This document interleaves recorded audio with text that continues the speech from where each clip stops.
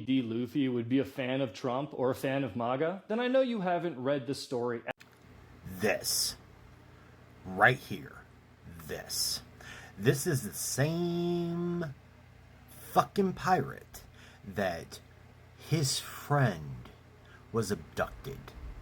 His friend that he had known maybe a day or two literally gets abducted and goes after the aristocracy and literally punches this motherfucker.